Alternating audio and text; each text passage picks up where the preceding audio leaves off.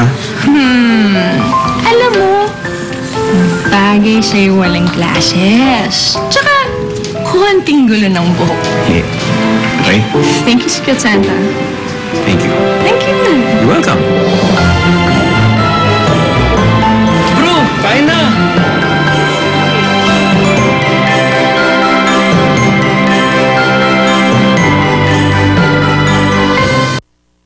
Sa unang hirit, bisyong totoo ang naglalang hirit. Ang saya-saya sa unang Well, good morning mga kapuso.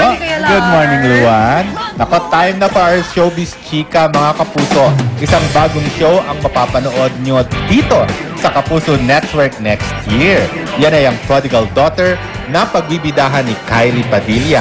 At ang intriga, magpapasko nga ba si Kylie with her rumored sweetheart na si Aljur Abrenica? Ako, hindi natin alam. Pero yan po ang aalamin natin sa report na ito. Panoorin po natin. Sweetheart na ba sila?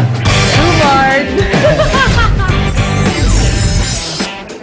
May early Christmas gift daw na natanggap si Kylie Padilla at ito nga ay isang soap na ipapalabas early next year, ang Prodigal Daughter. Well, it's called The Prodigal Daughter, but hindi siya talagang pasaway. So, there's a twist in the story kung bakit siya naging ganon. Tapos si Rocco Nacino yung leading man ko dito.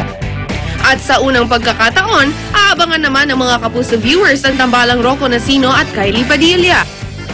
Actually, nagpapasalamat ako sa Party P kasi nakakasama ko na siya. So, hindi na bago sa amin yung hello, hi, pero dito mas malamin yung pagkakakilala namin.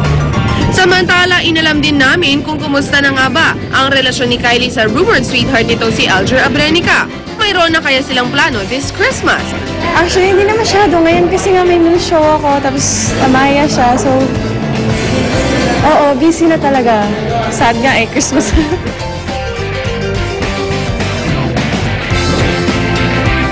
Sa unang hirit, ang saya-saya. Sa unang hirit, unang hirit, unang hirit. Ito ang tunay na may sara, walang magic. Select soy sauce. Kaya toyo pa lang, ulam na. Ito ang bilhin.